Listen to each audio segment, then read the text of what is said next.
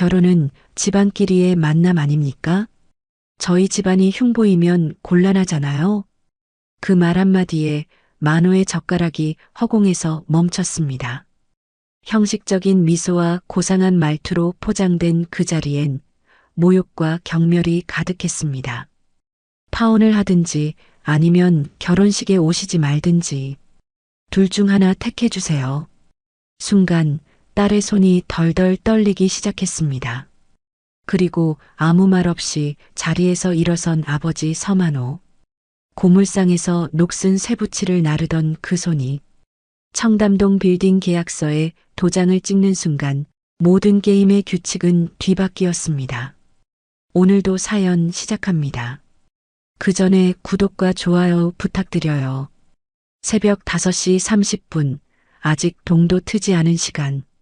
서지영은 눈을 번쩍 뜨며 몸을 일으켰습니다. 반듯하게 정돈된 침대에서 일어난 그녀는 터벅터벅 부엌으로 향했습니다. 가스레인지 불을 켜고 냄비에 물을 붓고 된장 한 숟가락을 풀었습니다. 보글보글 양파와 애호박을 사각사각 썰어 넣자 부엌에 구수한 향이 퍼지기 시작했습니다.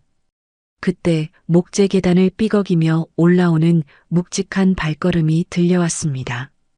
고물상 1층에서 올라온 작업복 차림의 중년, 서지영의 아버지 서만호였습니다.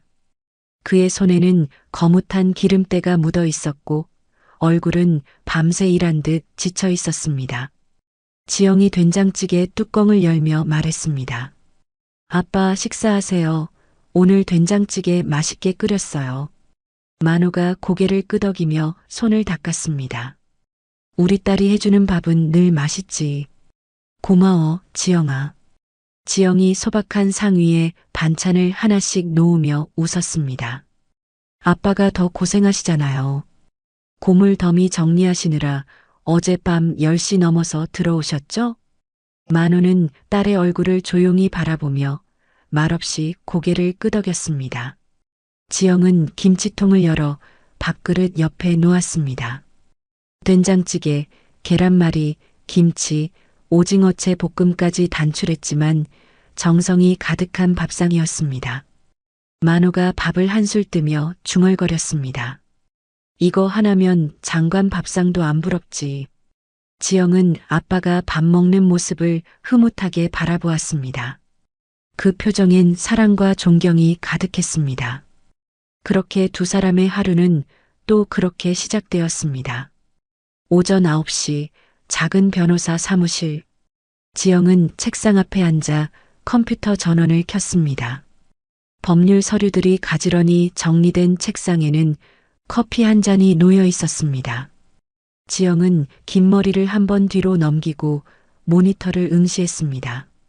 모니터 화면엔 일정표와 이메일, 각종 민사소송 서류들이 떠 있었습니다. 그때 전화벨이 울렸습니다. 지영이 수화기를 들고 단정한 목소리로 응답했습니다. 네, 변호사 서지영입니다. 수화기 너머로 중년 남자의 짜증 섞인 목소리가 들려왔습니다. 아, 변호사님. 어제 상담했던 이민수예요. 어제 상담드린 이혼 서류 말이에요. 아직도 검토 중이신 겁니까? 이름을 듣자마자 어떤 인물인지 기억이 떠올랐습니다.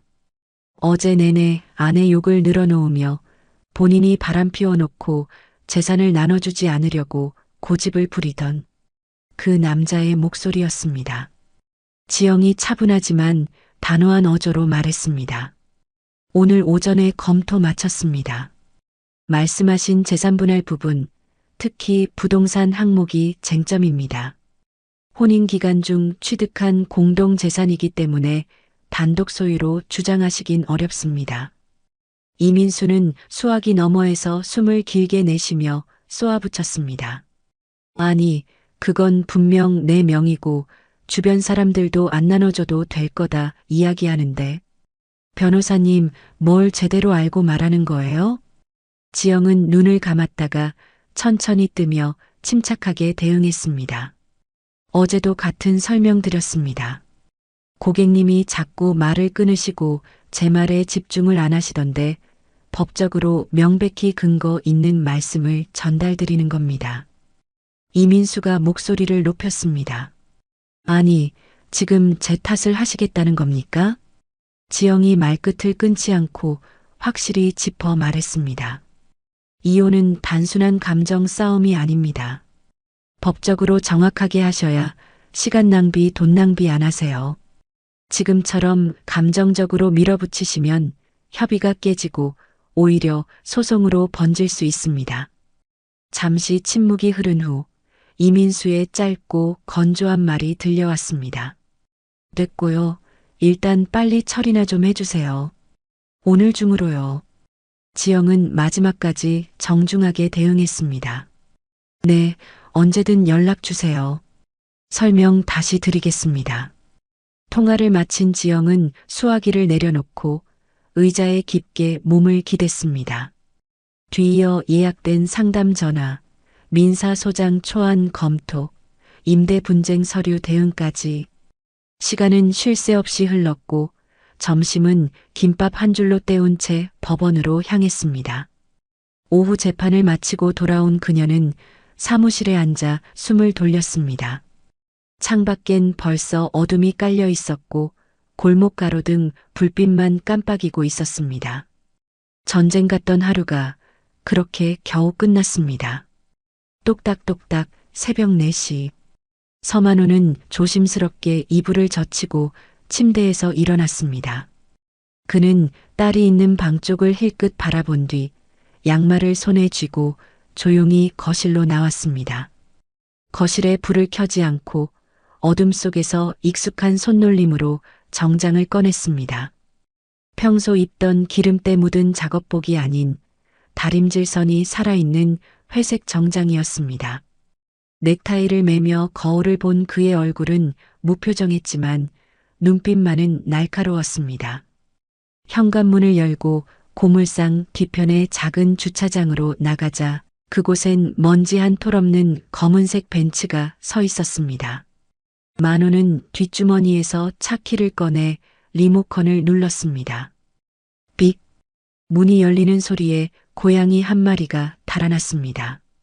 30분 후 서만호의 벤츠는 청담동 고급 빌딩 앞에 도착했습니다. 경비원이 고개를 숙이며 차단기를 들어 올리자 만호는 고개를 끄덕였습니다. 엘리베이터를 타고 최상층까지 올라가며 만호는 벽면 거울에 비친 자신을 한참 바라봤습니다. 빌딩 안 사무실 문이 열리자 넓고 번쩍이는 대리석 바닥과 천장 끝까지 뻗은 통유리창, 고급 소파와 샹들리에가 그의 앞에 펼쳐졌습니다. 그는 곧장 안쪽 서재로 향했습니다. 서재는 도서관처럼 벽면이 온통 서류함과 캐비닛으로 가득 차 있었습니다. 만호는 익숙한 손길로 강남 부동산 A권역이라고 적힌 파일들을 꺼냈습니다. 책상 위엔 부동산 지도와 임대 수익 분석표가 정리되어 있었습니다. 그는 안경을 꺼내 쓰고 수치를 한 줄 한 줄 짚으며 계산기를 두드렸습니다. 그의 얼굴은 고철 더미 앞에서 웃던 아버지의 얼굴과는 전혀 달랐습니다. 눈빛엔 냉정함이, 입술은 단단하게 굳어 있었습니다. 오전 8시가 되자 문이 열리고 양복 차림의 중년 남자가 들어와 허리를 숙이며 인사했습니다. 비서가 서류를 꺼내며 말했습니다. 회장님, 이번 달 임대료 정산 보고서입니다. 만호는 안경을 조금 고쳐 쓰고 서류를 받아들었습니다. 압구정 빌딩, 공실이 2칸이나 비었네. 비서가 손에 든 태블릿을 열어 보이며 말했습니다. 예, 지난주에 IT 업체 하나가 철수했습니다. 지금 2군데서 관심을 보이고 있습니다. 만호는 고개를 끄덕이며 눈을 다시 자료로 돌렸습니다. 서류를 모두 검토한 뒤 만호는 다시 강남역 근처의 오피스 빌딩으로 이동했습니다. 넓은 로비에서 관리소장이 그를 맞이하며 깍듯하게 인사했습니다. 관리소장이 엘리베이터 버튼을 누르며 말했습니다. 회장님, 이번 달엔 시설 점검 별 탈 없었습니다. 그는 건물 곳곳을 직접 눈으로 확인하고 전기 패널실, 냉난방기 점검실까지 둘러봤습니다. 정오가 되자 만호는 다시 청담동 사무실로 돌아왔습니다. 옷장에서 정장을 벗고 낡은 셔츠와 기름때 묻은 작업 바지를 꺼내 입었습니다. 거울 앞에 서서 넥타이를 벗고 헝클어진 머리를 빗어 넘기자 다시 고물상 아버지의 모습이 되었습니다. 오후 7시쯤 되어서 만호는 고물상으로 돌아왔습니다. 서지영은 앞치마를 두른 채 부엌에서 아버지를 바라보며 물었습니다. 아버지, 어디 다녀오셨어요? 고물상에 안 계시던데. 만호가 손을 털며 무심히 말했습니다. 응, 저기 수원 쪽에 자재 좀 알아보러 갔다 왔다. 그는 세면대로 가 손을 씻었고 지영은 더는 묻지 않았습니다. 딸 앞에서 그는 언제나 성실하고 검소한 평범한 아버지일 뿐이었습니다. 저녁을 먹고 그는 고철 무더기 속에서 무거운 쇠붙이를 나르고 폐지를 종류별로 분류했습니다. 잠시도 쉴 틈 없이 일했지만 표정엔 피곤한 기색 하나 없었습니다. 30년 넘게 쌓아온 이중생활. 단 한 번의 실수도 없이 그날도 깔끔하게 지나갔습니다. 다음 날 오전 지영의 사무실. 유리문 밖으로 낮은 기침 소리가 들리더니 누군가 조심스럽게 문을 밀고 들어왔습니다. 깊은 남색 정장 차림의 남자가 고개를 숙이며 말했습니다. 실례합니다. 김원재입니다. 전화로 상담 예약 드렸던. 지영은 모니터에서 눈을 떼고 자리에서 일어났습니다. 그가 건넨 명함엔 KJ그룹 전략기획실 이사라는 직함이 선명히 적혀 있었습니다. 지영이 의자 옆을 가리키며 말했습니다. 네, 김 이사님. 편하게 앉으세요. 원재가 앉기 전 사무실 안을 천천히 둘러봤습니다. 넓지 않은 공간이었지만 깨끗하게 정리된 책상과 작은 화분 하나, 그리고 벽에 걸린 자격증 액자가 눈에 들어왔습니다. 그는 조심스럽게 가방을 열고 도톰한 계약서 뭉치를 꺼내 지영에게 건넸습니다. 상업용 임대차 계약인데 조건이 좀 복잡해서요. 전체 검토를 부탁드리고 싶습니다. 지영은 아무 말 없이 고개를 끄덕인 뒤 파일을 받아 첫 장부터 꼼꼼히 훑기 시작했습니다. 30분쯤 지났을 무렵 지영이 빨간 펜을 들고 계약서의 한 문장을 크게 동그라미 쳤습니다. 여기 5조 2항 보이시죠? 임대료 인상 조건이 지나치게 일방적이에요. 계약 갱신 시 임차인 동의 없이도 인상 가능한 구조인데 이건 무조건 수정해야 합니다. 원재가 몸을 앞으로 숙이며 서류를 자세히 들여다봤습니다. 아, 제가 이 부분은 아예 놓쳤네요. 그러면 수정 요청은 어느 정도 선에서 가능할까요? 지영이 다른 조항들과의 연결을 짚어가며 설명을 이어갔습니다. 임대인 측 주장도 있으니 인상률 상한을 명시하면 협상 여지는 있습니다. 대신 보증금 조항도 같이 손보셔야 하고요. 제안서 초안은 제가 따로 정리해 드릴게요. 그녀의 말은 군더더기 없었고 설명은 단단하고 깔끔했습니다. 1시간 넘게 이어진 설명이 끝나고 상담을 마친 원재가 문 앞까지 걸어나가다 잠시 망설이듯 돌아섰습니다. 원재가 조심스럽게 지영에게 물었습니다. 저 혹시 시간 괜찮으시면 커피 한 잔 하시겠습니까? 지영은 짧은 정적 후 자리에서 일어나며 천천히 대답했습니다. 업무와 관련된 추가 상담이 필요하신가요? 아, 아니요. 그냥 상담 잘 해주셔서 커피 한 잔 대접하고 싶어서요. 지영의 반응에 원재는 당황하며 대답했습니다. 아, 아니요, 괜찮습니다. 제가 지금 바빠서요. 지영이 단호하게 대답했습니다. 하지만 그 얼굴엔 기분 나쁨보다 오히려 묘한 미소가 번졌습니다. 그는 뒤돌아서 사무실을 나섰고 지영은 조용히 문을 닫고 책상으로 돌아왔습니다. 그렇게 6개월이 지났습니다. 원재는 법률 자문이 필요할 때마다 지영을 찾았습니다. 처음에는 업무 관계였지만 점차 서로에게 관심을 갖게 되었습니다. 지영도 원재의 성실하고 진지한 모습에 좋은 인상을 받았고 둘은 연인 사이로 발전했습니다. 어느 오후 원재가 평소보다 일찍 지영의 사무실을 찾았습니다. 오늘은 또 무슨 상담 때문에 찾아오셨나요? 지영이 웃으며 물었습니다. 원재는 손에 커피 2잔을 들고 있었습니다. 업무는 아니고 그냥 보고 싶어서. 원재가 솔직하게 말하며 커피를 내밀었습니다. 두 사람은 사무실을 나와 한강공원 벤치에 앉았습니다.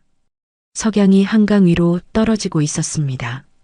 지영아, 나 솔직히 말하고 싶은 게 있어.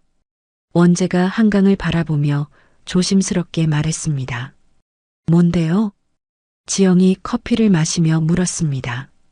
사실 우리 아버지가 KJ그룹 회장이야. 원재가 지영을 바라보며 말했습니다. 지영은 커피 잔을 잠시 멈춘 채 그를 보았습니다. 너가 내 배경을 알고 나면 나를 밀어낼까봐 처음부터 말하지 못했어. 원재가 진심 어린 표정으로 설명했습니다. 그녀는 원재와 자신의 처지가 너무 다르다는 것을 깨달았습니다. 저는 그냥 평범한 고물상 딸이에요. 지영이 작은 목소리로 말했습니다. 그런 건 중요하지 않아. 나는 서지영 너를 사랑하는 거고 우리 부모님도 좋아하실 거야. 원재가 지영의 손을 잡으며 말했습니다. 지영은 그의 진심을 느꼈습니다. 한 달 후 원재는 지영에게 정식으로 프로포즈했습니다. 지영아, 나랑 결혼해줘. 원재가 떨리는 목소리로 말했습니다. 지영은 눈물을 흘리며 고개를 끄덕였습니다. 응, 좋아요. 지영이 감격에 겨워 대답했습니다. 원재는 일어서서 지영을 꼭 안았습니다. 한강에서 불어오는 바람이 두 사람을 감쌌습니다. 저녁 무렵 지영은 고물상 골목으로 들어섰습니다. 하늘은 벌써 어둑해졌고 공기엔 하루치 먼지가 가라앉은 냄새가 섞여 있었습니다. 지영은 고물상 앞에서 잠시 멈춰 섰습니다. 두 손으로 어깨끈을 고쳐 매고 깊게 숨을 들이마신 후 조용히 현관문을 열었습니다. 2층 거실에선 TV 뉴스 앵커의 목소리가 들리고 있었습니다. 서만호는 반쯤 누운 자세로 소파에 앉아 리모컨을 손에 쥐고 있었습니다. 지영은 조용히 소파 옆으로 다가가 앉았습니다. 말을 꺼내기까지 몇 번을 입을 열었다 닫았습니다. 지영이 고개를 살짝 숙이며 말했습니다. 아빠, 드릴 말씀이 있어요. 만호가 리모컨으로 TV 볼륨을 줄이며 그녀를 바라봤습니다. 응, 지영아, 무슨 일 있어? 지영이 두 손을 무릎에 올린 채 고개를 들었습니다. 저 결혼하려고 해요. 그의 눈동자에 놀람과 복잡한 감정이 비쳤습니다. 아, 어떤 사람이야? 지영이 떨리는 목소리로 말했습니다. 의뢰인으로 처음 만났고 지금은 제게 아주 소중한 사람이에요. 만호는 한참을 말없이 있다가 그는 다시 지영의 얼굴을 찬찬히 바라봤습니다. 그래, 우리 지영이가 보는 눈이 얼마나 높은데 얼마나 잘 골랐겠어. 네가 좋다면 아빠도 좋다. 지영은 그 말에 안도한 듯 미소를 지었습니다. 같은 시간 청담동 펜트하우스 유리 대문이 열린 대저택 안. 거실에는 윤미정과 김윤철 부부가 각각 소파에 앉아 있었습니다.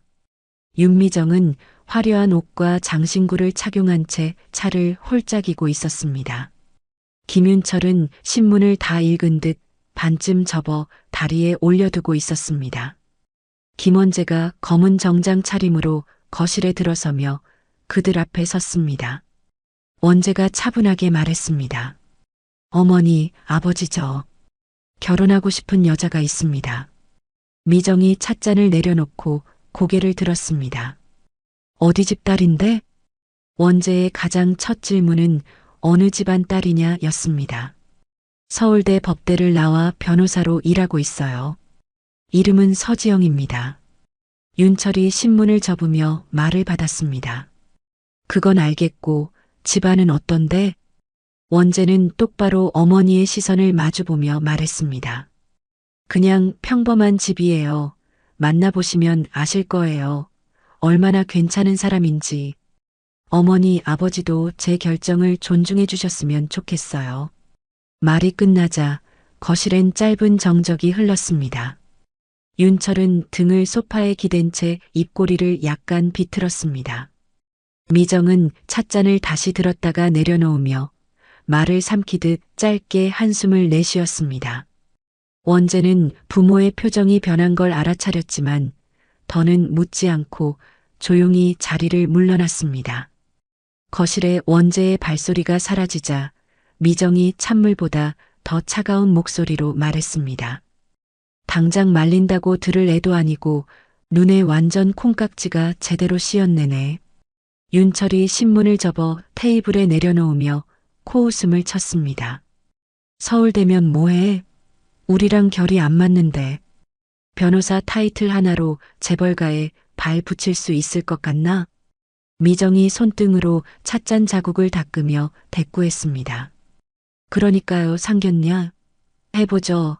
그쪽에서 알아서 이 집안은 건드리면 안 되겠구나. 느끼게 해줘야겠네요. 윤철이 고개를 끄덕이며 낮은 목소리로 말했습니다. 감히 이 집안을 뭘로 보고 말이야. 며느리 자리를 탐내. 미정은 조용히 자리에서 일어났습니다. 눈빛은 싸늘했고 입꼬리는 미세하게 올라가 있었습니다. 상견례 날 당일 아침 지영은 알람이 울리기도 전에 눈을 떴습니다. 이불을 젖히며 천천히 몸을 일으키는 그녀의 눈가엔 걱정과 설렘이 섞여 있었습니다. 옷장 앞에 선 지영은 한참을 고민한 끝에 단정한 흰 원피스를 꺼냈습니다. 거울 앞에서 여러 번 옷매무새를 정리하고 머리카락도 깔끔하게 묶었습니다. 차분한 듯 보였지만 손끝이 살짝 떨리고 있었습니다. 거실에서 인기척이 들리자 지영이 조심스럽게 방문을 열었습니다. 넥타이를 메고 있던 만호가 뒤돌아보며 말했습니다. 와, 우리 딸. 오늘 너무 예쁘다. 지영이 웃으며 어깨를 으쓱했습니다. 아빠가 양복 입은 거 엄청 오랜만에 보네요. 만호가 거울을 보며 머리를 빗어넘기고 말했습니다. 10년 전에 산 건데 아직 괜찮지? 지영이 다가가 넥타이를 매만지며 말했습니다. 그럼요, 진짜 멋있어요. 만호가 딸의 손길을 느끼며 천천히 고개를 끄덕였습니다. 긴장되지? 지영이 살짝 고개를 끄덕이며 말했습니다. 네, 조금요. 아빠는요? 만호가 손으로 그녀의 등을 가볍게 토닥이며 말했습니다. 나야 뭐. 우리 지영이 잘 자라줬으니 그쪽 부모님도 예쁘게 봐주시겠지. 지영의 입가에 조용한 미소가 번졌습니다. 그 말이 얼마나 큰 위로가 되는지 그녀는 말하지 않아도 알고 있었습니다. 같은 시각 청담동 펜트하우스 드레스룸. 윤미정은 거울 앞에 앉아 진주 귀걸이를 꺼내들고 있었습니다. 그리고 고급 명품 원피스를 차려입었습니다. 김윤철은 슈트 재킷을 걸친 뒤 손목 시계를 채우며 거울을 흘끗 바라봤습니다. 원재가 방문을 열고 들어오며 말했습니다. 어머니, 아버지, 너무 과하신 거 아닌가요? 지영이 아버지께서 부담스러워할 수도 있어요. 미정이 립스틱을 바르며 말했습니다. 과하다니 예의야. 상견례는 처음 인사드리는 자리야. 우리도 사회적 위치가 있는 사람들인데 그냥 막 입고 가서야 되겠니? 윤철은 비서와 통화 중이었습니다. 청담동 그랜드 호텔 12층 최고급 룸. 시간 맞춰서 도착하게 해. 그는 통화를 끊고 원재를 향해 말했습니다. 여자 쪽에서 부담 느낄 거면 그건 그쪽 자격지심이지. 우리가 수준 낮춰야 할 이유는 없다. 원재는 두 사람을 바라보다 말없이 고개를 숙였습니다. 차마 더 말하지 못한 채 입술을 깨물었습니다. 오후 5시 서지영과 만호는 검정색 택시를 타고 청담동으로 향했습니다. 창밖으론 퇴근 차량들이 뒤엉켜 있었고 하늘은 벌써 어두워지기 시작했습니다. 지영이 무릎 위에서 두 손을 꼭 쥔 채 앉아 있었습니다. 만호는 그런 딸의 손을 조심스레 감싸 쥐었습니다. 걱정 마라, 지영아. 누구보다 자랑스러운 내 딸 예쁘게 봐주실 거야. 지영이 작게 숨을 들이마시며 말했습니다. 네, 아빠. 저 잘할게요. 그들의 택시는 잠시 후 호텔 정문 앞에 도착했습니다. 도어맨이 택시 문을 열자 만호는 허리를 펴고 먼저 내렸습니다. 지영은 가방끈을 고쳐 매고 뒤따라 내렸습니다. 반면 김씨 가족은 고급 블랙 세단을 타고 도착했습니다. 운전기사가 문을 열어주자 윤철과 미정이 먼저 내렸습니다. 미정은 마지막으로 거울을 꺼내 립스틱을 다시 정돈했습니다. 원재가 앞서 나갔고 미정이 윤철 옆에서 작게 말했습니다. 상대방 아버지가 어떤 분인지 궁금하네요. 분수 모르는 사람이 높은 데에 기어오르면 어떤 꼴 나는지 똑똑히 보여드려야겠어요. 윤철이 코끝을 문지르며 말했습니다. 딸을 서울대까지 보냈으면 노력은 했겠지. 하지만 그런 건 어디까지나 개천에서 용난 경우지. 그들은 둘만의 대화를 속삭이며 상견례 장소로 향했습니다. 청담동 그랜드 호텔 12층. 예약된 최고급 프라이빗 룸 안으로 두 가족이 차례로 들어섰습니다. 천장에는 황금색 프레임의 샹들리에가 반짝이고 있었고 대리석 바닥 위로는 고급 원목 테이블이 길게 놓여 있었습니다. 지영은 고개를 숙인 채 자리로 걸어갔습니다. 낯선 호텔 향수 냄새와 무거운 분위기에 목이 타는 듯 했습니다. 김윤철이 자리에서 일어나 억지로 웃으며 말했습니다. 안녕하세요. 김윤철입니다. 바쁘신데 이렇게 와주셔서 감사합니다. 만호도 고개를 숙이며 공손히 대답했습니다. 서만호입니다. 저희 지영이 잘 부탁드립니다. 두 남자가 겉도는 인사를 주고받는 사이 윤미정은 지영과 만호의 옷차림을 빠르게 훑었습니다. 지영은 무채색 정장을 입고 있었고 만호의 양복은 소매 끝이 약간 해져 있었습니다. 미정이 억지로 미소를 지으며 약간 비아냥 거리는 말투로 말했습니다. 지영 씨, 만나서 반가워요. 인터넷 프로필 사진보다 훨씬 미인이네요. 지영이 당황한 듯 웃으며 말했습니다. 아, 감사합니다, 어머님. 미정은 자리에서 손거울을 꺼내 립스틱을 다시 정리했습니다. 말은 웃으며 했지만 표정은 전혀 웃고 있지 않았습니다. 잠시 후 웨이터가 은색 뚜껑이 덮인 코스 요리를 들고 들어왔습니다. 테이블 위에 놓인 음식들은 이름도 생소하고 먹는 법도 알 수 없었습니다. 지영이 포크와 나이프를 들고 망설이자 만호가 살짝 팔을 내밀었습니다. 그냥 편하게 먹어. 너무 신경 쓰지 마. 지영은 작게 고개를 끄덕였지만 얼굴은 이미 붉게 달아오르고 있었습니다. 그때 원재가 분위기를 바꾸려는 듯 입을 열었습니다. 원재가 밝게 웃으며 말했습니다. 지영이는 정말 인정받는 변호사예요. 의뢰인들한테 신뢰도 높고요. 김윤철이 고개를 끄덕이며 물었습니다. 그렇구나, 훌륭한 아가씨네. 요즘 같은 세상엔 법 쪽에도 쉽지 않죠. 어느 로펌에 있어요? 지영이 고개를 들고 차분히 말했습니다. 개인 사무실 운영하고 있습니다. 올해로 3년째입니다. 윤철은 표정을 바꾸지 않고 말했습니다. 아, 개인이요? 대형 로펌이 아니시군요. 규모가 작으면 사건 수임도 쉽지 않지 않나요? 지영이 당황하지 않으려 애쓰며 말했습니다. 저는 소규모지만 고객들에게 믿음 가는 변호사가 되려고 노력하고 있습니다. 그래서 소개로 오시는 분도 많고요. 미정이 컵을 내려놓으며 말했습니다. 직원은 몇 명 정도? 아, 저 혼자 하고 있습니다. 지영이 침착하게 이야기했습니다. 그럼 직원도 없이 혼자 하세요? 상담, 서류, 재판까지 전부? 지영이 고개를 끄덕이며 대답했습니다. 네, 대부분 직접 처리하고 있습니다.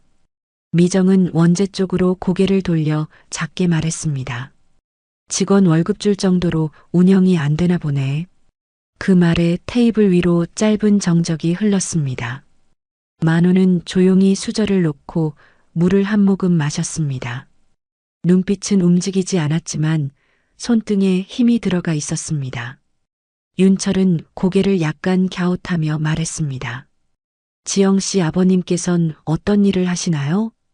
만호가 짧게 웃으며 대답했습니다. 네, 고물상 일을 하고 있습니다. 30년 넘게 하고 있습니다. 미정이 잔을 내려놓으며 되물었습니다. 고물상이요? 지영이 숨을 고르며 다시 말했습니다. 네, 폐지랑 고철 같은 거 수거해서 분류하고 판매하시는 일을 하세요. 30년 넘게 한 분야에서 열심히 일해 오셨습니다. 그녀의 목소리는 작아졌지만 애써 떨림을 감추려 애썼습니다. 윤철이 한쪽 입꼬리를 올리며 말했습니다. 그렇군요. 참 세상엔 다양한 삶이 있네요. 말투는 공손했지만 말의 끝은 전혀 그렇지 않았습니다. 윤철이 짧게 박수를 치며 이어나갔습니다. 그래도 자식 교육 잘 시키셨네요. 그런 일 하시면서 딸을 서울대까지 보내셨다니 참 대단하십니다. 그 말에는 기름기 없는 공허한 웃음이 묻어 있었습니다. 미정도 따라 웃으며 말했습니다. 근데 요즘은 고철 가격이 많이 떨어졌다던데요? 그런 일도 영향을 많이 받겠어요. 만호는 그 말에 아무런 표정 변화 없이 물을 또 한 모금 마셨습니다. 지영은 잔을 손에 든 채 이미 차갑게 식은 국을 바라보고 있었습니다. 시간은 흘렀지만 마음이 따뜻해지는 말 한마디는 나오지 않았습니다. 그들의 공간 안에는 형식과 체면만이 가득했습니다. 디저트가 나올 때쯤 미정이 본격적인 질문을 시작했습니다. 너희 둘은 결혼식은 어디서 올릴 예정이니? 미정이 찻잔에 티스푼을 돌리며 만호를 바라보고 말했습니다. 결혼은 두 사람만의 일이 아니니까요. 혼수나 예당 같은 건 어느 정도 준비가 돼 있는지 궁금해서요. 지영이 순간 숨을 멈췄습니다. 그 주제는 언제든 나올 수 있다고 예상했지만 막상 듣자 손끝에 힘이 들어갔습니다. 원재가 급히 말했습니다. 어머니, 그건 천천히 상의해도 되지 않을까요? 우리 둘이 먼저 정리를. 하지만 미정은 아들의 말을 무시하고 말을 이었습니다. 아들 결혼시키는 입장에서 궁금한 건 당연한 거라고 생각하는데 신혼집은 저희가 준비할 테니 혼수는 지영 시내에서 준비해야겠죠. 신혼집에 큰 돈이 들어가니까 균형은 맞춰야죠. 윤철이 잔을 내려놓고 말을 보탰습니다. 요즘은 예단도 너무 성의 없이 보내면 말이 많잖아요. 우리 쪽에도 드릴 분들이 꽤 되니 기본은 갖추는 게 예의 아닐까요? 지영은 조용히 입술을 다물었습니다. 말을 하려고 몇 번이나 숨을 들이마셨지만 아무 말도 나오지 않았습니다. 그 모습을 본 만호가 천천히 고개를 들었습니다. 그의 눈빛은 전보다 더 선명하게 빛나고 있었습니다. 미정이 말을 이어갔습니다. 예단비를 얼마를 해야 한다라는 말은 안 할게요. 알아서 잘 준비해 주시리라 믿습니다. 윤철이 짧게 웃으며 말했습니다. 형식이 중요하진 않아도 체면은 지켜야 하니까요. 재벌가 며느리라 불릴 사람인데 남들이 흉을 보면 곤란하잖아요. 그 말에 지영의 눈빛이 조금 흔들렸습니다. 마치 숫자로 계산되고 있다는 느낌에 참았던 자존심이 서서히 흔들리고 있었습니다. 원재가 참다 못해 다시 말했습니다. 예단이니 혼수니 그런 게 중요한 결혼이 아니잖아요. 우리가 서로를 얼마나 믿는지가 중요하지. 이런 대화는 예의가 없는 것 같아요. 어머니 아버지. 하지만 윤철은 단호했습니다. 원재야, 목소리 낮춰라. 결혼이란 게 둘만의 행사가 아니야. 집안 전체 중대한 행사야. 말끝이 날카롭게 마무리되자 테이블 위의 공기는 한층 더 무겁게 가라앉았습니다. 지영은 고개를 천천히 숙였고 만호는 다시 한번 냅킨을 들었다가 조용히 내려놓았습니다. 그때 윤철이 노골적으로 말했습니다. 문득 그런 생각이 드네요. 결혼식에 꼭 신부아버님이 참석하셔야 하나? 저희는 아무래도 사회각계각층 지위 있는 분들이 많이 오시거든요. 그 분위기가 좀 부담스러우실 수도 있을 것 같아서요. 저희 쪽에서 조금 배려해드리는 거라 생각해 주시면 감사하겠습니다. 만호는 그의 말뜻을 정확히 알아챘습니다. 겉으론 배려를 가장했지만 속뜻은 수준 안 맞는 사람은 결혼식에 오지 말라는 말이나 다름없었습니다. 솔직히 말해서 이 결혼이 우리 집안에 도움이 되는지 모르겠어요. 미정이 결정타를 날렸습니다. 파혼을 하든지 아니면 아버님은 결혼식에 오시지 말든지 둘 중 하나를 선택하셨으면 합니다. 미정이 냉정하게 말했습니다. 레스토랑 안이 순간 조용해졌고 지영은 눈물을 참으며 고개를 숙였습니다. 미정의 차가운 말이 끝나자마자 서만호는 조용히 냅킨을 식탁 위에 올려놓았습니다. 만호는 깊은 숨을 들이마시고 조용히 딸을 향해 말했습니다. 지영아, 일어나자. 지영은 떨리는 손으로 무릎 위에 얹은 손을 풀었습니다. 천천히 고개를 들자 눈가는 벌겋게 물들어 있었습니다. 지영은 묵묵히 아버지를 바라보다 마침내 자리에서 일어났습니다. 입술은 파르르 떨렸고 손끝에는 힘이 없었습니다. 미정이 놀란 눈으로 그들을 바라보며 말했습니다.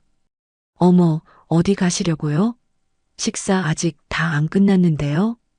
만호는 천천히 그녀를 바라보았습니다. 그의 눈빛은 분노도 격앙도 아닌 냉정한 단절로 가득 차 있었습니다.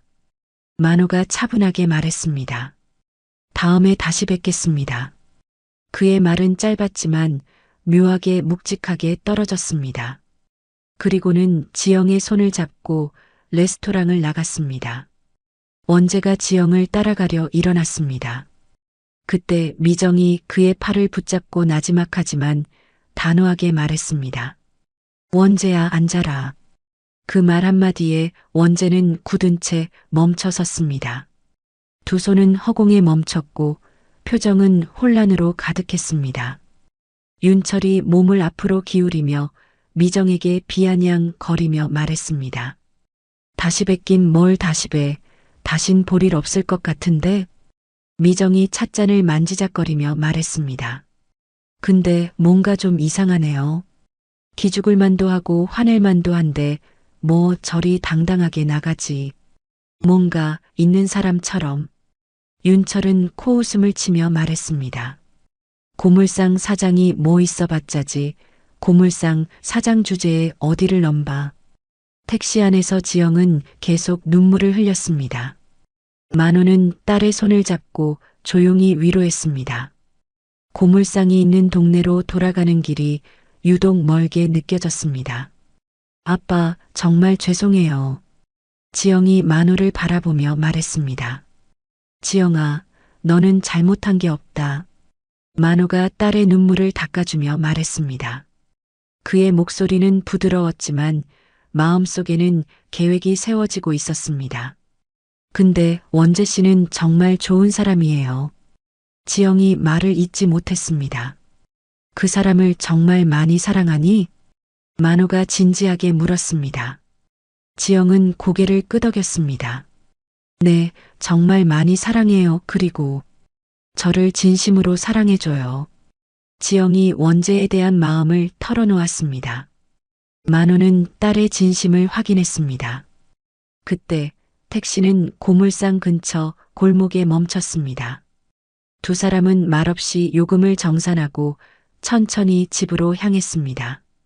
거실 조명을 켠 만호는 딸에게 따뜻한 차 한 잔을 내왔습니다. 아빠, 이 결혼 접어야겠죠? 지영이 차를 마시며 걱정스럽게 말했습니다. 그러자 만호가 단단한 어조로 말했습니다. 지영아, 아빠 말 잘 들어. 아빠는 괜찮아. 결혼 준비 그대로 해. 지영은 고개를 획 들었습니다. 그 말이 믿기지 않는다는 듯한 표정이었습니다. 지영이 울먹이며 말했습니다. 괜찮긴 뭐가 괜찮아요. 아까 그런 모욕을 당하고 결혼식에 오지 말라는 말까지 들으셨는데 아빠를 믿어라. 모든 게 잘 될 거야. 만호가 확신에 찬 목소리로 말했습니다. 그의 눈에는 무언가 결심한 듯한 빛이 있었습니다. 원재가 정말 널 사랑한다면 부모 반대쯤은 이겨낼 거야. 만호가 딸을 격려했습니다. 지영은 아빠의 말에 조금 위안을 받았습니다. 밤 11시 지영이 자신의 방으로 들어가자 만호는 조용히 서재문을 열었습니다. 책상 서랍을 열어 여러 장의 문서와 봉투를 꺼냈습니다. 그 안에는 청담동 펜트하우스 명의 서류와 몇 장의 증권 계좌, 그리고 금고 키와 열쇠 꾸러미가 있었습니다. 그는 휴대폰을 꺼내 비서에게 전화를 걸었습니다. 만호가 조용히 말했습니다. 내일 아침 일찍 사무실로 나가겠습니다. 비서가 놀란 듯 물었습니다. 회장님, 뭔가 급한 일 있으신가요? 만호는 짧게 침묵을 두었다가 차분하게 말했습니다. 큰 결정을 내릴 일이 생겼습니다. 전화를 끊은 그는 창밖을 바라보았습니다. 빗방울이 유리창에 조용히 부딪히고 있었습니다. 상견례 다음 날 오전, 만호는 평소보다 일찍 청담동 사무실에 도착했습니다. 비서가 커피를 내오며 조심스럽게 물었습니다. 회장님, 어제 상견례는 어떠셨습니까? 만호는 창밖을 바라보며 잠시 침묵했습니다. 그의 눈빛에는 차가운 결의가 서려 있었습니다. 김윤철 회사와의 신규 투자권 보류하라고 전해 비서가 메모하며 고개를 끄덕였습니다. 추가로 김윤철 회사와 예정된 사업 파트너십 미팅들 일정 조정해 우리 쪽 사정으로 몇 주 정도 미뤄달라고 해. 비서가 메모하며 고개를 끄덕였습니다. 만호는 서류를 정리하며 더 말했습니다. 그리고 김윤철 회사 관련 투자 검토 회의들 모두 연기 처리해. 급할 것 없으니 천천히 검토하자고 해. 3일 후 김윤철의 회사 사무실. 비서가 급히 들어와 서류를 내밀었습니다. 회장님, 투자 관련해서 연락이 왔습니다. 윤철이 서류를 받아보며 물었습니다. 신규 투자권 승인 났나? 그게 보류한다고 합니다. 추가 검토가 필요하다는 입장이라고. 윤철은 눈썹을 찌푸렸습니다. 평소 같으면 즉시 승인되던 건이었습니다. 이유는 KJ그룹의 가치를 다시 평가해 봐야겠다고 합니다. 다음 날 오전 청담동 펜트하우스 복도에 구두 굽소리가 울려 퍼졌습니다. 관리사무소 직원이 서류 봉투를 들고 미정의 집 초인종을 눌렀습니다. 집 안에서는 실크 가운을 걸친 미정이 샹들리에 아래 거실에서 커피잔을 들고 있다가 걸음을 옮겼습니다. 그녀는 초인종을 누른 사람이 누구인지 확인하고 문을 반쯤 열었습니다. 미정이 커피잔을 내려놓으며 말했습니다. 무슨 일이시죠? 직원이 고개를 살짝 숙이며 서류 봉투를 내밀었습니다. 임대계약 해지 통보서입니다. 건물주 직권으로 3개월 후에 이사 나가셔야 합니다. 미정이 찻잔을 내려놓고 봉투를 받아들었습니다. 그녀는 황급히 서류를 펼쳐 읽기 시작했습니다. 계약 해지요? 이게 무슨 말이에요? 저희 계약 아직 2년 넘게 남았어요. 미정은 직원의 멱살이라도 잡을 듯한 표정으로 외쳤습니다. 직원은 곤란한 표정으로 뒤로 물러서며 말을 이었습니다. 자세한 내용은 계약서 권리 조항에 따라 처리된 것입니다. 건물주 측 지시에 따라 전달만 드리는 겁니다. 문이 쾅 닫히고 거실 한가운데서 미정은 헝클어진 머리를 쓸어넘기며 소리를 질렀습니다. 그렇게 서만호 회장의 움직임은 계속되었습니다. 같은 시각 김윤철의 사무실은 불이 난 듯한 분위기 속에 직원들이 이리저리 뛰어다니며 혼란을 수습하고 있었습니다. 비서가 회의 중인 윤철의 사무실로 황급히 들어섰습니다. 비서가 서류 뭉치를 들고 달려와 말했습니다. 회장님, 계약 해지 통보가 여러 건 들어왔습니다. 회장님 댁 펜트하우스도 그렇고 본사 임대도요. 윤철이 놀란 눈으로 서류를 낚아채며 외쳤습니다. 갑자기 이게 다 뭐야? 아니 무슨 일이 한꺼번에 터져? 말이 돼? 비서가 종이를 뒤적이며 말했습니다. 계약서에 명시된 조항에 따라 건물주 직권으로 해지된다고 합니다. 윤철이 조급한 목소리로 끼어들었습니다. 아니 이렇게 말도 안 되는 일을 벌이는 건물주는 도대체 누구야? 비서가 조심스레 대답했습니다. 서만호 회장님이라고 되어 있습니다. 그 이름이 나오자 김윤철은 인터넷에 서만호 회장을 검색했습니다. 그리고 그의 눈동자가 흔들렸습니다. 순간 전날의 상견례 장면이 머릿속을 스치고 지나갔습니다. 관시사무소 직원이 다녀간 후 미정은 휴대폰을 손에 꼭 쥐고 윤철에게 전화를 걸었습니다. 미정이 다급한 목소리로 말했습니다. 여보, 무슨 일이에요? 펜트하우스 계약 해지 통보가 왔어요. 윤철이 목소리를 낮춰 대답했습니다. 여기도 마찬가지야. 회사 사무실도 투자 계약도 다 엉망이야. 건물주가 서만호라고. 미정이 핸드폰을 든 손을 떨며 벽에 기대섰습니다. 서만호? 서만호가 누군데요? 지영이 아버지, 어제 상견례에서 만났던. 윤철이 말끝을 흐리며 대답했습니다. 그 고물상이요? 미정은 화들짝 놀라며 말을 더듬었습니다. 한편 청담동 일대의 부동산 중개인들은 오전부터 분주하게 움직이고 있었습니다. 펜트하우스 관련 계약 정리 지시가 들어왔고 투자자 문의가 이어졌습니다. 모두가 무슨 일이 벌어졌는지 정확히는 몰랐지만 단 하나는 분명했습니다. 서만호라는 이름이 조용히 그러나 단단하게 판을 흔들기 시작한 것입니다. 3일 뒤 오전 10시 만호는 정중한 양복을 입고 청담동 펜트하우스를 향했습니다. 그의 옆에는 평소 업무를 도와주던 비서가 함께 있었습니다. 엘리베이터에서 최상층 버튼을 누르며 만호는 마음을 가다듬었습니다. 30년 만에 진짜 모습으로 이곳을 찾는 것이었습니다. 펜트하우스 현관 앞에서 만호가 초인종을 눌렀습니다.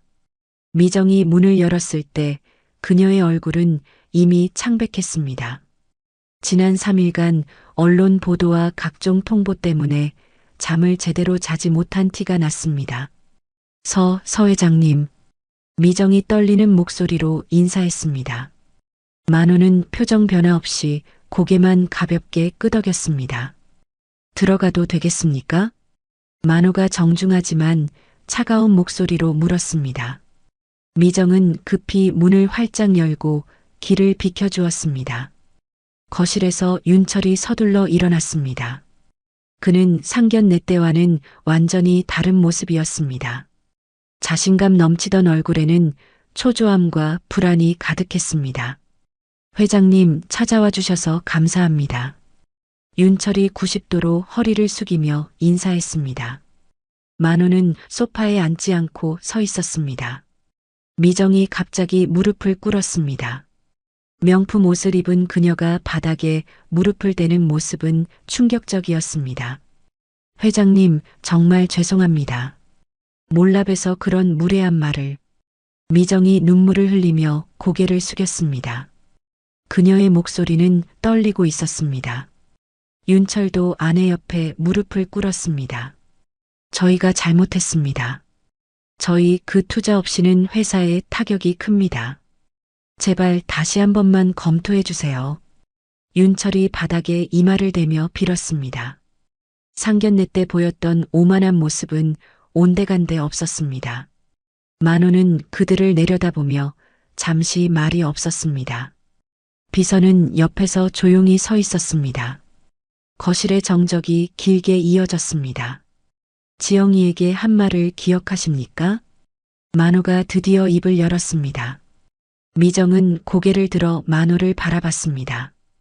파혼을 하든지 아빠가 결혼식에 오지 말든지 선택하라고 하셨죠.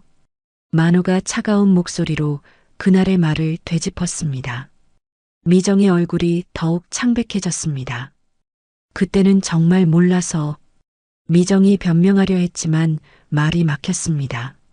사람을 얕보면 결국 가장 낮은 곳에 있게 되는 건 본인입니다. 그 말을 들은 윤철과 미정은 아무 말도 할 수 없었습니다. 만호는 더 이상 말하지 않고 등을 돌렸습니다. 그는 미련 없이 현관으로 향했습니다. 비서가 그 뒤를 따랐습니다. 회장님, 회장님. 미정이 무릎을 꿇은 채로 부르짖었습니다. 하지만 만호는 뒤돌아보지 않았습니다. 현관문이 닫히자 펜트하우스는 정적에 휩싸였습니다. 미정은 바닥에 주저앉아 눈물을 흘렸습니다. 윤철은 소파에 털썩 앉으며 머리를 감쌌습니다. 밤이 깊은 시간 조용한 거실에 조명만이 따뜻하게 켜져 있었습니다. 서만호는 소파에 앉아 창밖을 바라보고 있었고 지영은 조심스럽게 현관문을 열고 들어왔습니다. 아빠. 지영도 이 소식들을 윤재를 통해서 들어 알고 있었습니다. 지영아, 잠깐 앉아볼래? 지영은 조심스럽게 아버지 앞에 앉았습니다. 잠시 침묵이 흐른 뒤 만호가 조용히 입을 열었습니다. 나는 가진 걸 드러내며 사는 법을 택하지 않았단다. 그의 목소리는 평온했지만 그 속에는 수십 년 세월의 무게가 묻어 있었습니다. 세상엔 두 부류의 사람이 있어. 가진 걸 보여주며 우쭐대는 사람, 그리고 가진 걸 지키며 조용히 살아가는 사람. 나는 후자였지. 지영은 고개를 숙이며 들었습니다. 사람은 가진 것으로 평가받아선 안 된다고 믿었다. 그래서 너에게도 그걸 가르치고 싶었고. 만호는 지영의 두 손을 감싸쥐었습니다. 내가 고물상을 택한 건 세상 앞에서 겸손을 잃지 않으려고 한 선택이었다. 사람은 스스로를 어디에 놓느냐에 따라 전혀 다른 인생을 살아가게 돼. 지영의 눈가에 다시금 눈물이 맺혔습니다. 아빠가 지켜온 삶, 나는 부끄럽지 않아. 그리고 너도 그 가치를 알게 되면 좋겠다. 그 순간 지영은 아버지의 손길 속에서 어릴 적 품에 안겨 울던 기억을 떠올렸습니다. 작고 따뜻했던 손, 그리고 한결같은 진심이 담긴 눈빛. 아버지는 가난하게 살았던 게 아니라 깊이 있게 살았던 사람이었습니다. 지영은 말없이 고개를 끄덕였습니다.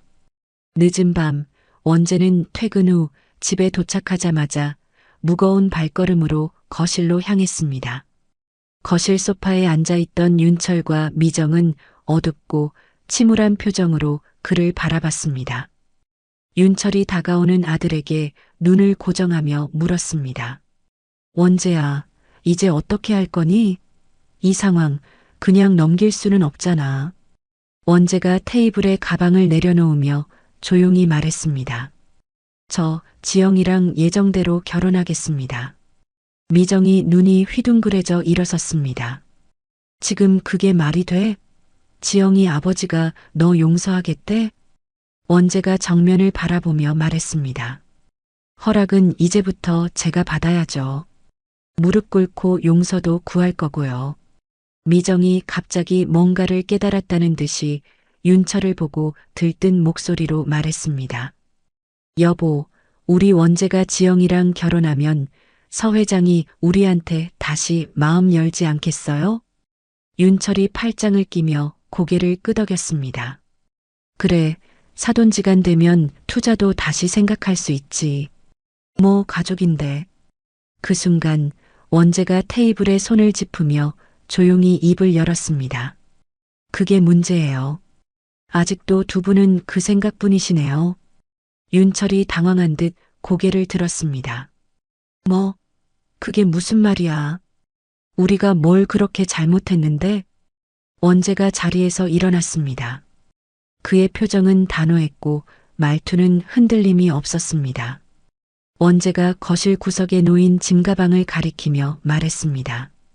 오늘부로 이 집에서 나가겠습니다. 그리고 연락도 끊겠습니다. 미정이 놀라 눈을 크게 뜨고 원재를 바라보았습니다. 미정이 부들부들 떨리는 손으로 치맛자락을 움켜쥐며 말했습니다. 원재야, 너 지금 무슨 말을 하는 거야? 우리가 널 어떻게 키웠는데? 원재가 고개를 끄덕이며 대답했습니다. 맞아요. 덕분에 편하게 컸죠. 하지만 이번 일로 두 분이 어떤 분들인지 알게 됐습니다. 윤철이 원재의 앞을 막아서며 손을 들었습니다. 회사 일은? 너 그만두고 뭐 어떻게 살겠다는 거야? 원재가 정면을 응시하며 대답했습니다. 오늘 사직서 제출했습니다. 이제 제 삶은 제 손으로 책임질 겁니다. 미정이 벽에 기대며 한 손으로 이마를 짚었습니다. 말도 안 돼. 아니, 그럼 우리 보고 어떻게 살라고. 원재가 고개를 숙여 인사하며 말했습니다. 그동안 키워주셔서 감사했습니다.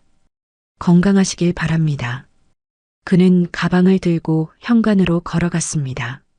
미정이 떨리는 목소리로 원재를 불렀습니다. 원재야, 제발 잠깐만 멈춰봐. 하지만 원재는 문을 열고 천천히 나가 현관문을 닫았습니다. 쿵, 문이 닫히는 소리와 함께 거실은 조용해졌습니다. 남겨진 윤철과 미정은 아무 말도 하지 못한 채 서로를 바라보다 고개를 떨궜습니다. 그들의 교만이 결국 하나뿐인 아들을 잃게 만든 것이었습니다. 2주 후 원재와 지영은 서울 외곽의 작은 전셋집으로 이사했습니다. 30평 남짓한 아파트는 청담동 펜트하우스와는 비교할 수 없을 만큼 소박했습니다. 하지만 두 사람의 얼굴에는 밝은 미소가 가득했습니다. 좁은 복도, 나무 냄새가 묻어나는 오래된 문짝, 햇살이 비스듬히 들어오는 작은 창. 그 모든 것이 낯설었지만 오히려 더 따뜻했습니다. 원재가 거실을 둘러보며 지영에게 말했습니다. 여기가 우리 집이야. 그의 손에 이끌려 들어선 지영은 한 바퀴 천천히 둘러봤습니다. 오래된 가스레인지, 약간 벗겨진 벽지, 앙증맞은 싱크대. 그러나 지영의 입가엔 만족스런 미소가 피어올랐습니다. 지영이 천천히 말했습니다. 정말 좋아요. 우리만의 공간이네요. 원재는 그녀의 말을 듣고 천천히 고개를 끄덕였습니다. 작지만 온기가 느껴지는 공간이었습니다. 이삿짐 정리를 마친 뒤 두 사람은 숨을 돌리며 바닥에 걸터 앉았습니다. 원재는 땀을 닦으며 웃었습니다. 예전엔 상상도 못했지. 내가 이삿짐 나르고 너랑 같이 집 정리하는 날이 올 줄은. 지영이 생수병을 건네며 말했습니다. 당신한텐 생소하겠지만 난 이런 거 좋아해요. 원재는 생수를 마시며 고개를 끄덕였습니다. 그의 얼굴엔 익숙지 않은 노동의 피곤함과 함께 새로운 삶에 대한 기대가 엿보였습니다. 저녁이 되자 두 사람은 함께 식사를 준비했습니다. 지영이 마늘을 다지고 있는 사이 원재는 양파를 어설프게 썰고 있었습니다. 지영이 웃으며 다가가 말했습니다. 그렇게 하면 손 다쳐요. 이리 줘봐요. 원재가 칼을 내려놓으며 말했습니다. 아, 나 진짜 이런 거 처음 해봐서 그렇지. 익숙해지면 금방 잘할 거야. 지영이 그의 손을 잡고 칼을 쥐어주며 말했습니다. 천천히 배워요. 우린 시간 많잖아요. 두 사람은 그렇게 어설픈 요리를 함께 만들었습니다. 불고기는 좀 탔고 국은 약간 싱거웠지만 식탁 위에는 따뜻함이 가득했습니다. 식사 후 거실의 작은 소파에 나란히 앉아 TV를 켰습니다. 가벼운 예능 프로그램이 흘러나오는 가운데 원재가 지영의 어깨에 기대었습니다. 원재가 조용히 말했습니다. 지금 이 순간 진짜 행복한 것 같아. 지영이 그를 바라보며 물었습니다. 정말 후회 안 해요? 회사도 그만두고 부모님이랑도 멀어지고. 원재가 웃으며 대답했습니다. 전혀 안 해. 오히려 이제야 내가 내 인생 사는 것 같아. 지영은 그 말에 눈시울이 붉어졌습니다. 그녀의 손을 꼭 잡은 원재는 진심을 담아 말했습니다. 네가 있어서 그래. 네가 나한테 준 용기야. 그 순간 현관 앞에서 누군가 조용히 서 있었습니다. 바로 서만호였습니다. 딸의 행복한 미소가 그의 마음속에 깊이 새겨졌습니다. 그는 천천히 골목을 따라 걸어 내려갔습니다. 가로등 불빛 아래 그의 그림자는 길게 늘어져 있었습니다. 한 달 후 지영과 원재는 서울 외곽의 작은 웨딩홀에서 결혼식을 올렸습니다. 번쩍이는 샹들리에 대신 천장에는 은은한 조명이 켜져 있었고 하얀 국화와 들꽃이 정성스럽게 놓인 장식이 예쁘게 홀을 채우고 있었습니다. 하객은 많지 않았습니다. 지영과 원재의 가까운 지인들, 그리고 몇몇 친한 친척들이 전부였습니다. 조용하고 차분한 음악이 흐르는 가운데 따뜻한 햇살이 유리창을 타고 들어왔습니다. 결혼식장은 북적이지 않았지만 오히려 그 적막한 분위기가 두 사람의 진심을 더 선명하게 보여주는 듯 했습니다. 검은 정장의 하얀 셔츠, 단정한 구두를 신은 서만호가 문을 열고 들어섰습니다. 그의 걸음은 무겁지 않았고 얼굴은 평온했습니다. 30년 가까이 가면처럼 쓰고 살았던 고물상 주인의 탈을 벗고 이제야 진짜 자신의 이름으로 딸의 곁에 선 순간이었습니다. 서만호가 입장하자 몇몇 하객들이 술렁였습니다. 저분이 지영 씨 아버지야? 서만호 회장이래. 작은 웅성거림이 퍼졌지만 만호는 아무렇지 않게 미소를 지으며 자리에 앉았습니다. 지영이 순백의 드레스를 입고 입장하자 모든 시선이 그녀를 향했습니다. 그녀는 꽃길을 천천히 걸어와 만호 앞에 멈춰 섰습니다. 지영이 조용히 말했습니다. 아빠, 저를 잘 키워주셔서 정말 감사합니다. 서만호가 가볍게 고개를 끄덕이며 딸의 손을 잡았습니다. 그의 눈가는 살짝 붉어져 있었습니다. 이렇게 예쁠 줄이야, 지영아. 지영은 웃으며 눈물을 훔쳤습니다. 그 순간 그 어떤 말보다도 더 따뜻한 감정이 두 사람 사이에 흘렀습니다. 주례는 지영의 대학 시절 은사였던 법대 교수가 맡았습니다. 그는 짧지만 의미 있는 말을 건넸습니다. 두 사람은 법보다 더 중요한 믿음과 신뢰를 서로에게 가졌습니다. 그것이 이 결혼의 진짜 기반입니다. 원재와 지영은 서로를 바라보며 서약을 주고받았습니다. 떨리는 목소리로 원재가 말했습니다. 지영아, 오늘부터 평생 내 옆에서 살게. 무슨 일이 있어도 같이 웃고 같이 울게.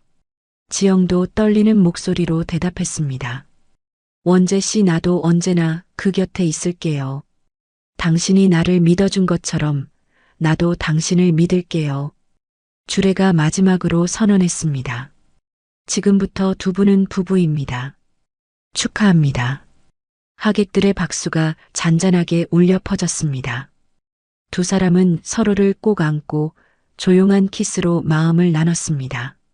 식이 끝난 후 피로연은 근처의 한 식당에서 열렸습니다. 동네에서 이름난 곳이었고 음식은 정갈하고 따뜻했습니다. 호텔 뷔페 대신 선택한 이 한식당의 하객들은 오히려 더 편안하게 식사를 즐겼습니다. 만호는 각 테이블을 돌며 정중히 인사했습니다. 그는 화려한 재벌 회장이 아닌 한 사람의 아버지로서 그 자리에 있었습니다. 같은 시각 청담동 저택에서는 윤철과 미정이 TV를 통해 결혼식 소식을 접하고 있었습니다. 지역 뉴스에 짧게 나온 서만호 회장의 딸 결혼식 보도가 부부의 거실을 적막하게 만들었습니다. 미정이 화면을 바라보며 중얼거렸습니다. 우리 원재가 저렇게 웃는 걸 처음 봐. 윤철은 한마디도 하지 않았습니다. 그저 묵묵히 TV 화면을 바라보고 있을 뿐이었습니다. 결혼식 다음 날 지영과 원재는 제주도로 신혼여행을 떠났습니다. 공항까지 배웅한 서만호는 마지막으로 딸과 사위에게 말했습니다. 서로 아끼고 작은 일에도 고마워하며 살아. 그게 행복이다. 두 사람은 만호를 꼭 안고 공항 출국장으로 향했습니다. 그들의 발걸음에는 설렘이 가득했고 만호는 그 뒷모습을 보며 조용히 웃었습니다. 이제야 정말 딸을 보내는 마음이 들었습니다.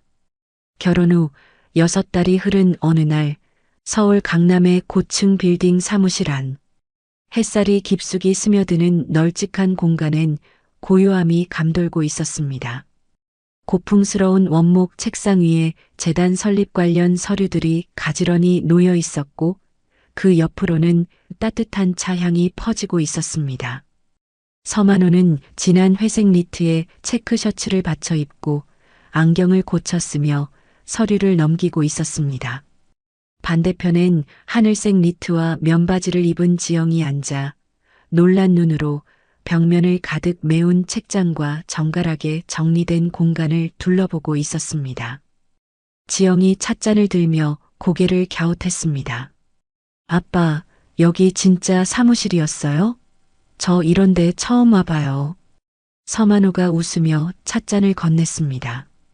30년 동안 이 방에서 혼자 궁상 떨며 너 하나만 바라보고 살았다. 네가 이렇게 옆에 앉아 있으니 세상 다 가진 기분이다. 지영은 그 말에 코끝이 찡해졌습니다. 책상 위 서류 더미 한켠 만호 공익재단이라는 문구가 찍힌 봉투들이 정갈이 놓여 있었습니다. 법률 지원, 교육 지원, 소외계층 지원이라는 굵은 글자가 명확히 보였습니다.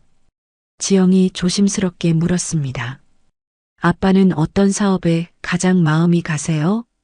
서만호가 안경을 벗고 천천히 테이블에 내려놓으며 말했습니다. 돈 없어서 법적 도움도 못 받고 끙끙 앓는 사람들, 그런 사람들 돕고 싶어. 변호사가 제대로 도와만 줘도 그 사람의 세상이 바뀔 수 있는데 말이야. 지영은 아빠의 진심에 고개를 끄덕였습니다. 다음 주부터 지영은 직접 재단 산하 무료 법률 상담소 운영에 들어갈 계획이었습니다. 며칠 뒤 서울 시내의 한 상담소. 흰 블라우스에 검은 슬랙스를 입은 지영이 소파에 앉아 민원인의 이야기를 듣고 있었습니다. 선생님, 이 말도 안 되는 임금체불. 어딜 가도 아무도 안 들어줬어요. 진짜 감사합니다. 회색 점퍼를 입은 중년의 건설 현장 인부가 고개를 깊이 숙였습니다. 지영이 손수건을 꺼내며 말했습니다. 제가 한 건 아니고요. 법이 해야 할 일을 조금 도운 것뿐이에요. 억울한 일 없도록 앞으로도 계속 도울게요. 지영은 일주일에 3번은 개인 사무실에서 이틀은 상담소에서 일했습니다. 그녀의 이름은 입소문을 타고 전해졌고 점점 많은 이들이 찾아왔습니다. 퇴근 후 원재도 재단에 들렀습니다. 편한 니트 셔츠에 트레이닝 팬츠를 입은 그는 비영리 단체의 예산서를 꼼꼼히 들여다보고 있었습니다. 당신 숫자만 보면 눈이 반짝이네. 지영이 옆에 앉아 장난스럽게 말하자 원재는 웃으며 고개를 들었습니다. 난 당신이랑 이 일 같이 할 수 있어서 너무 좋아. 돈 많이 버는 것보다 훨씬 재미있어. 그 말에 지영도 피식 웃었습니다. 두 사람의 일상은 바쁘고 고되었지만 누구보다 행복했습니다. 만호는 언론 인터뷰 요청을 모두 정중히 거절했습니다. 그는 잔잔한 목소리로 말했습니다. 선행은 조용히 해야 오래갑니다. 요란한 건 딱 질색이니까. 그 말 그대로 재단은 조용하지만 확실한 움직임으로 세상의 작지만 따뜻한 변화를 만들어가고 있었습니다. 1년 후 김윤철은 만호를 다시 찾아왔습니다. 수수한 회색 정장 차림의 그는 예전보다 한층 수척해진 모습이었고 눈빛에는 진심이 담겨 있었습니다. 회장님, 찾아뵙게 해주셔서 감사합니다. 윤철이 정중하게 인사했습니다. 만호는 회의실에 앉아 그를 조용히 맞았습니다. 무슨 일로 오셨습니까? 만호가 차분한 어조로 묻자 윤철은 잠시 머뭇거리다 고개를 숙였습니다. 지난 1년간 참 많은 걸 깨달았습니다. 그의 목소리는 낮았지만 흔들림이 없었습니다. 저희 부부가 얼마나 잘못된 잣대로 사람을 보고 있었는지, 얼마나 교만했는지 지금에서야 뼈저리게 느낍니다. 윤철은 천천히 고개를 들며 말했습니다. 만호는 말없이 윤철의 눈을 바라보았습니다. 잠시 정적이 흘렀고 그 안에 수많은 감정이 오갔습니다. 회장님의 방식, 이제야 조금은 이해가 갑니다. 그 말에 만호는 고개를 끄덕이며 대답했습니다. 사람은 누구나 실수할 수 있습니다. 중요한 건 그 다음입니다. 윤철은 진심 어린 사과와 함께 KJ그룹이 앞으로 사회적 책임을 다하는 방향으로 나아가겠다고 약속했습니다. 이에 만호는 조건부로 재단과의 협력과 거래를 재개하겠다고 밝혔습니다. 6개월 후 지영과 원재는 강남의 한 카페에서 윤철, 미정 부부를 만났습니다. 긴장된 분위기 속에서 미정이 먼저 고개를 숙였습니다. 지영아, 정말 미안했다. 그땐 마음이 앞섰고 오만했어. 지영은 고개를 끄덕이며 말했습니다. 괜찮아요, 어머님. 원재는 부모님의 모습을 지켜보며 조용히 안도의 숨을 내쉬었습니다. 시간이 흘러 만호는 교육재단의 초청 강연에 나섰습니다. 무대 위에서 그는 조용하지만 단호한 어조로 말했습니다. 돈은 수단일 뿐입니다. 사람의 가치를 재는 기준이 되어선 안 됩니다. 품격은 배려에서 시작합니다. 청중석에서는 큰 박수가 터져 나왔습니다. 지영은 공익 변호사로 활동하며 법률 사각지대에 놓인 사람들을 돕는 일에 전념했습니다. 그녀의 이야기는 언론을 통해 알려지며 많은 이들에게 감동을 주었습니다. 어느 저녁 만호는 지영과 원재의 집을 찾았습니다.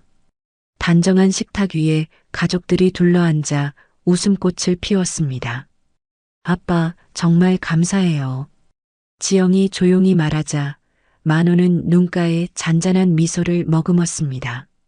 내가 너희에게 해줄 수 있는 건 더 나은 세상을 살아갈 용기를 심어주는 거였단다. 그 말에 원재도 고개를 끄덕이며 말했습니다. 아버님 덕분에 우리 부부는 참 괜찮은 길 위에 있습니다. 이야기는 이렇게 조용히 끝을 맺었습니다. 한 사람의 바른 뜻이 한 가정을 살리고 한 회사를 바꾸고 결국은 세상을 조금 더 따뜻하게 만들었습니다. 이 사연을 들으면서 전 한 가지 확실히 느꼈습니다. 사람을 겉모습이나 직업, 배경으로 판단하는 순간 우리는 그 사람의 소중한 것을 놓칠 수 있다는 것을요. 이 사연이 누군가에겐 위로가 또 누군가에겐 깨달음이 되길 바랍니다. 이야기가 마음에 드셨다면 좋아요도 꼭 눌러주시고요. 댓글도 남겨주세요. 앞으로 더 따뜻하고 감동적인 이야기로 찾아뵐게요. 감사합니다.